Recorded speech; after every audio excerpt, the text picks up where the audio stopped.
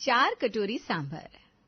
शांति निवास की हर सुबह यूं तो प्रिया के आने के बाद से खांसी हो चुकी थी, पर आज इस सुबह में कुछ और भी स्पेशल था। नाश्ते की टेबल पर आज पूरा परिवार मौजूद था। आज प्रिया की सास, शांति के भाई और भाभी भी आए हुए थे, जो शादी में किसी कारण नहीं आ सके थे। सभी अपनी अपनी कुर्सियों पर बैठकर नाश्ते का इंतजार कर रहे थे। हमने सुना है कि बहू के हाथों में जादू है, लेकिन आज खुद चखने का मौका मिल रहा है। क्या लगता है प्रेम, बहू इम्तिहान में खरी उतरेगी? इससे क्या पूछ रहे हैं, ये तो अपनी बीवी की साइड ही लेगा ना। शादी के महीने ही कितने हुए हैं गिनकर 4। 35-40 साल हो चुके होते फिर ना पूछने से समझ में आता। तब तो क्या दाल क्या सब्जी सब बराबर ही कहता। ये तो है भाभी, जैसे जैसे दिन निकलते जाते हैं बीवी के हाथों के खाने का स्वाद फीका पड़ने लगता है। फिर सिर्फ माँ के हाथ के खाने का ही स्वाद समझ में आता है। अभी तो प्रेम सिर्फ प्रिया प्रिया करता रहता है। 1-2 साल बीतने दीजिए, फिर आ गया कल ठिकाने। पर तब मैं नहीं बनाकर परोसने वाली। हाँ, अरे दीदी, इतनी भी टांग खिंचाई मत कीजिए। लड़की की देखिए बेचारे का चेहरा कैसे उतर गया। तेरी बीवी बहुत अच्छा खाना बनाती है बेटा। कई लोगों के मुंह से तारीफ सुनी है उसके हाथ के बने खाने की, पर हमने इतने दिनों से सिर्फ सुना ही था कि बहू के हाथ का खाना लाजवाब होता है, तो चखने चले आए। अब इंतजार नहीं हो रहा भाई। तभी घर की बहू प्रिया गर्मा गर्म पराठे और सब्जियां लेकर आती है। खाना परोसा जाता है और पहला निवाला मुंह में रखते ही आहा, सबकी आंखें चमक उठती है। अरे भाई, ये तो सच में कमाल है। बिल्कुल रेस्टोरेंट स्टाइल खाना बना दिया बहू तूने। मुझे तो लगा कि हमें इम्प्रेस करने के लिए तू नान, तंदूरी ये सब बनाएगी, पर तूने तो नॉर्मल से पराठे और सब्जी को रेस्टोरेंट का स्वाद दे दिया। ये पूरी बात नहीं हुई जी। बहू, रेस्टोरेंट से भी बढ़कर खाना बना दिया तूने। रेस्टोरेंट वाले तो सिर्फ बेचने के लिए बनाते हैं, तूने तो खिलाने के लिए बनाया। तुझे तो बिजनेस शुरू कर देना चाहिए, तेरा खाना सुपर हिट होगा। बाकी तेरे खाने का प्रचार करने के लिए तेरे मामा ससुर तो बैठी हैं। देख लो मम्मी, करती थी ना मेरी टांग खिंचाई। सिर्फ मुझे ही मेरी बीवी के हाथ का खाना पसंद नहीं आ रहा, बाकी सभी को भी आ रहा है।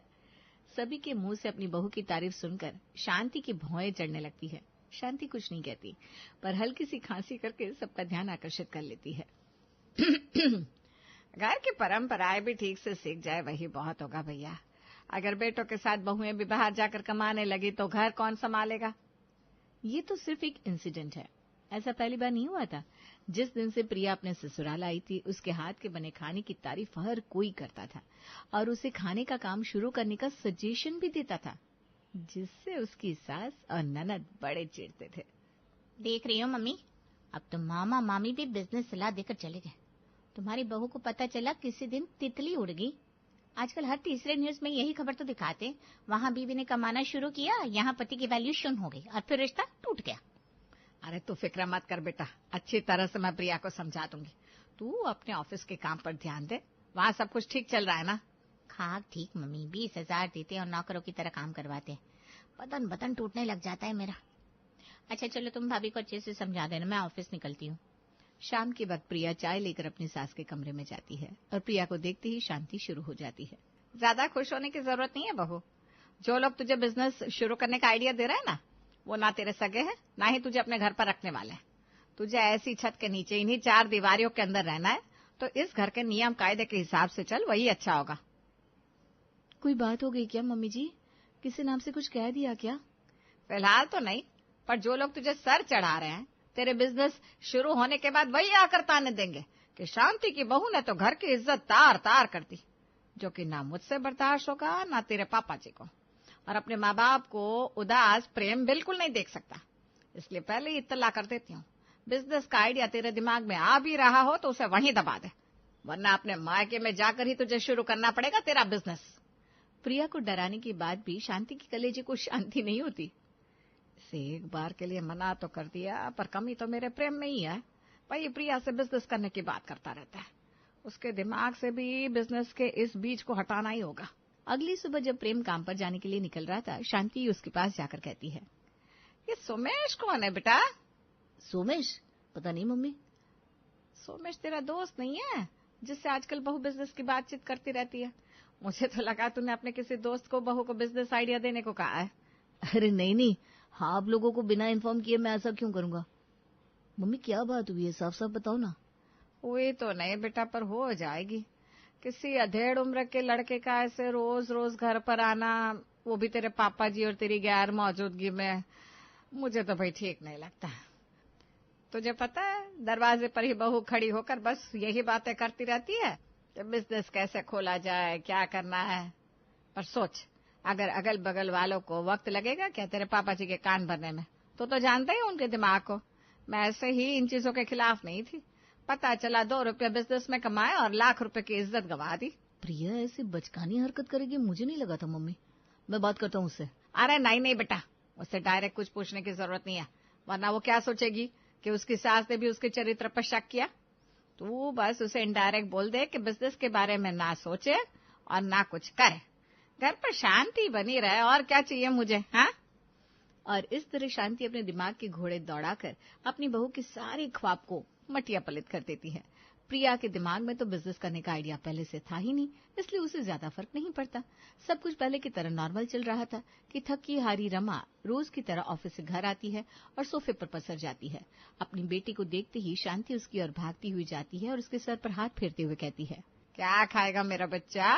हाँ बोल, तेरी भाभी से कहकर बनवा देती हूँ, बहुत थक जाती है ना बेटा। ऑफिस छोड़ने में ही भलाई लगती है मम्मी, ये काम मुझसे नहीं होगा। दिन पर दिन प्रेशर बढ़ाते ही जा रही है लोग। ये नौकरी नहीं करेगी तो दूसरी ढूंढ ले बेटा, पर ऐसे खाली घर पर मत बैठना। घर पर काम करने वाली औरतों की कोई इज्जत नहीं होती, मुझे पता है ना। मैं अभी तो कभी गृहिणी थी, बहुत मुश्किल है बेटा, बहुत मुश्किल। नौकरी मतलब किसी की चाकरी करना मम्मी। तुम क्या चाहती हो, तुम्हारी बेटी नौकर बने? बात तो तेरी ये भी सही है बेटा। अच्छा, एक बिजनेस क्यों नहीं खोल लेती तू? कपड़े का काम तो यहाँ चौराहे पर हर तीसरा आदमी कर रहा है मम्मी, और अब ये खूबसूरत सा चेहरा लेकर किराने की दुकान चलाती हुई मैं अच्छी लगूंगी क्या? वैसे आजकल ये क्लाउड किचन का काम बहुत अच्छा चल रहा है, खाना बनाकर बेचना कैसा रहेगा मम्मी? देखा, मुझे पता था तो खुद ही कोई ना कोई आइडिया निकाल लेगी। ये सही रहेगा बेटा, तू यही काम कर और अच्छे अच्छे डिश बनाना अपनी भाभी से सीख ले, पर होशियारी से, उसे शक ना हो, वरना वो खुद भी खुद का काम करने की इच्छा जताने लगेगी। और यहाँ से रमा अपनी भाभी को ट्रिक करके उससे डिश सीखने का मूड बना लेती है। एक सुबह जब प्रिया किचन में काम कर रही थी, रमा किचन में आती है। दिन भर बस काम काम और काम, कभी खुद के बारे में भी तो सोचो भाभी। अरे दीदी, आज ऑफिस नहीं गई?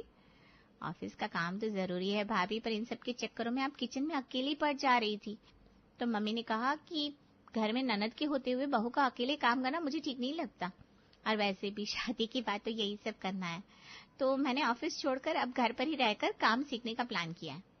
वैसे ऐसी कौन सी डिश है भाभी जिसे एक बार बनाकर हम कम से कम 3-4 दिनों तक यूज कर सकते हैं? लॉन्ग यूज के लिए तो इडली या डोसे का बैटर बनाना अच्छा रहता है दीदी। गर्मी का वक्त है, आराम से बैटर को फ्रिज में रख दो, कोई दिक्कत नहीं है। 4-5 दिनों तक डोसा या इडली बना लो, या सांभर बड़ा भी बनाया जा सकता है, वो तो और लंबा चल जाएगा। सांभर अलग रखो, बड़ों को अलग रखो। जब परोसना हो उसके 2-4 घंटे पहले सांभर में बड़े डाल दो। ऐसे मुझे क्या ही समझ में आएगा भाभी, आप मुझे सिखाओ ना अच्छे से। अपनी भाभी के साथ रसोई में रमा इडली, सांभर, वड़ा और डोसा बनाना सीखने लगती है। इडली तो ठीक ही बनी है भाभी, आपको क्या लगता है घर पर सभी को पसंद आएगी? अरे क्यों नहीं आएगी दीदी, अब टेंशन क्यों ले रही है? आपने इतने मन से बनाया है, सब जरूर से खाएंगे। सिर्फ मन से बनाने से नहीं होता ना भाभी, बाद में बिकेगा कैसे? मेरा मतलब है दिखेगा कैसे, मतलब कि लगना चाहिए ना मैंने कुछ अलग बनाया है। रमा के बनाए हुए इडली और डोसे को प्रिया अपने बनाए हुए चटनी और सांभर के साथ परोसती है। जीती रहे बेटा, जीती रहे। मुझे पता था तू जो काम छुएगी ना उसे सोना कर देगी। ये सांभर और चटनी तो आज प्रिया के हाथ के बने सांभर चटनी से भी स्वादिष्ट लग रहा है। और इडली डोसा कैसा है मम्मी? अरे बेटा, इडली और डोसे में क्या ही मेहनत, मेन काम तो सांभर और चटनी करते हैं। सांभर और चटनी तुम्हारी बहू ने बनाया है मम्मी, मैंने सिर्फ डोसा और इडली बनाई है। और आसान नहीं होता डोसा इडली बनाना, डोसे को क्रिस्प करना होता है, इडली को सॉफ्ट बनाना होता है। रमा समझ जाती है कि सिर्फ इडली और डोसा बनाने से नहीं होगा, सांभर और चटनी सीखना भी बहुत जरूरी है। और अपनी भाभी को खंखोर खंखोर कर रमा चटनी और सांभर बनाने की रेसिपी सीखने लगती है। आज 15 दिनों की मेहनत के बाद रमा फाइनली सांभर बनाकर सभी को डाइनिंग टेबल पर परोसती है। इतने से सांभर बनाइए बेटा, इतने सांभर में कौन क्या खाएगा? सांभर मैंने बनाई है पापा जी, टेंशन मत लीजिए। ये तो दीदी की बनाई हुई सांभर है। पहले आप सब इसके साथ इडली और बड़े खा लीजिए, फिर मेरा बनाया सांभर तो है ही। दीदी को बड़ा मन था आप सबको अपने हाथ का बना खाना खिलाने का। जितना मन रमा का हम सबको खाना खिलाने का है, उतना मन हमारे खाने का भी है। पर इतने से सांभर में बड़ा डुबोए कहाँ? अगर खाना बनाना सीख रही हो तो अच्छे से बनाना सीखना चाहिए ना रमा। इसी तरह दिन पर दिन बीतते जा रहे थे, पर रमा के हाथ में परफेक्शन नहीं आ रहा था। जब भी वो ज्यादा क्वांटिटी में सांभर बनाने की कोशिश करती, सांभर का टेस्ट बिगड़ जाता। इसी तरह दिन बीत रहे थे। ये देखकर शांति रमा से कहती है, और कितनी देर लगेगी तुझे ये सब सीखने में? नौकरी छोड़े हुए तुझे पूरे 1.5 महीना हो गया। मुझे तो लगता है इसी तरह पूरा साल सांभर बनाना सीखने में ही बिता देगी तू। काम शुरू करना है कि नहीं तुझे, या अपनी भाभी की तरह रसोई में ही जी लगने लग गया है तेरा? ऐसा नहीं है मम्मी, मैं अंदर अंदर काम कर रही हूँ। मेरी एक फ्रेंड के घर का एक कमरा खाली है, उसी में मैं क्लाउड किचन बना लूंगी। वहाँ फ्रिज, गैस, बर्तन वगैरह का अरेंजमेंट भी करवा देगी वो। तो इडली, सांभर, वड़ा, डोसा, कोल्ड कॉफी या मैगी, ये सब तो मैं ऐड कर दूंगी। पर बिना सांभर की कैसे क्या होगा? मैं तो ज्यादा क्वांटिटी में सांभर बना ही नहीं पा रही हूँ। कस्टमर मांगेंगे तो क्या करूंगी? एक तो तेरा काम नया है, तो जरूरी तो है नहीं कि हर रोज ही ऑर्डर आए। बाकी अपनी भाभी के पास सांभर बनवा कर 2-3 दिन तक काम चला ही सकती है तू। अब वो कैसे बनवाना है ये तुझे खुद समझना होगा। सब कुछ मैं तुझे नहीं बता सकती। मुझे बाकी कुछ नहीं पता। जल्द से जल्द अपना काम शुरू कर बेटा, हो सके तो इसी हफ्ते से। और रमा अपनी फ्रेंड के साथ मिलकर अपने क्लाउड किचन का काम शुरू कर देती है और स्विगी, जोमेटो पर अपने क्लाउड किचन का नाम रखती है द साउथ इंडियन थाली।